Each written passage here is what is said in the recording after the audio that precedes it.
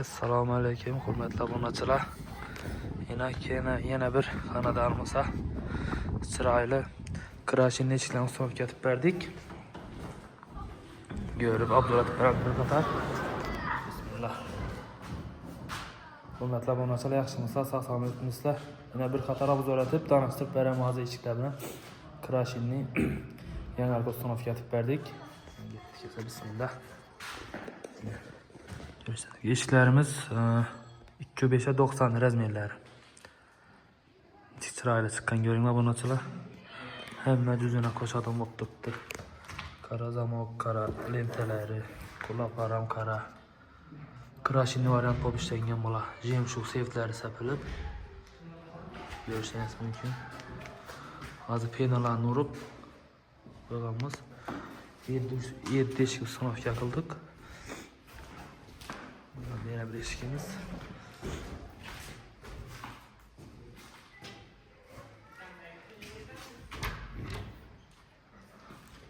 Arka tomonlari ishlanishlari.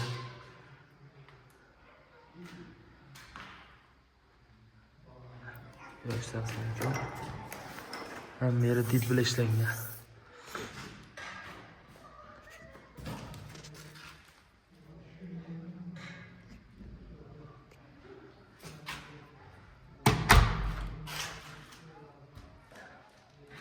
Yine Kaza akamiz eshiklarni qaladingizmi? Qaladik. Ko'rgan görmesin. Rahmat, shu yaxshi gullar ko'p bo'ldi xonadoningizda. Jahongir eshiklarni qaladingizmi? Rahmat Jo'ra. Ajoyib ko'p ishingga.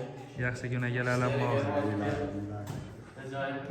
Rahmat. Yaxshigina to'ylarga buyurarsan. Iloyim sizlar akam shu. Xudoim yaxshi kun bo'lsin. Yozda pamizda 4 eshik.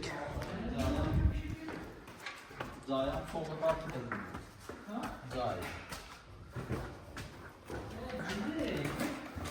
Buna 4 eshikimiz turib ketganmiz.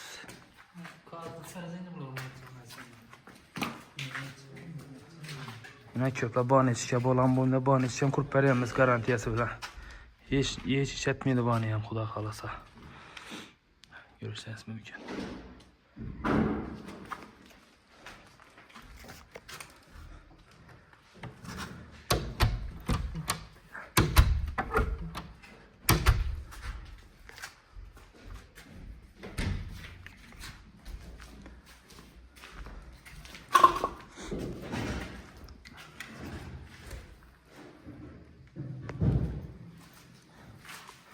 Naqnalarni sonunda aytamiz, görüp ko'ring eshiklarning yopilishlari.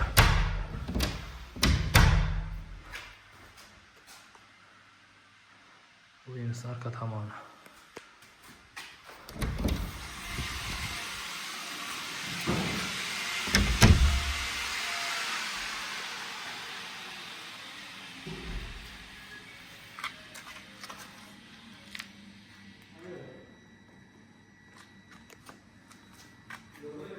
Hammalar o'zini qo'shadigan bo'lib turibdi, ko'rishingiz mumkin.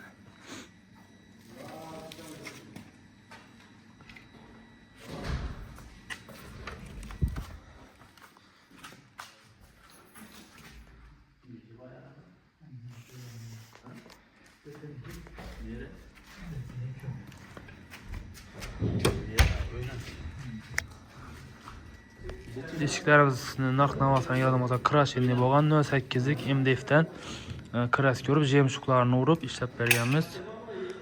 Zamoklar ham so'ra kelib qoladi, zamoklari 5 kilitli. Zamoklar ham sifatli, o'zini qo'shadigan. Xudo xolasa talabga javob beradi. Eshiklarimizni bahondagidek 1 million 700 ming so'm ustonab yetib berdik. Ish pat qilish hamma narsasi bor, ikkala ustonab yetib berdik. Kimga shunday sifatli eshiklar kerak bo'lsa, pastda telefon nomerlarini qoldiramiz. Telefon açsangiz mumkin. Savol-javoblarni telefonda olaverasizlar. Rahmat hammaga. Sog' bo'linglar, kuzatib boringlar. Bundan da zo'r videolarni qo'yib boramiz.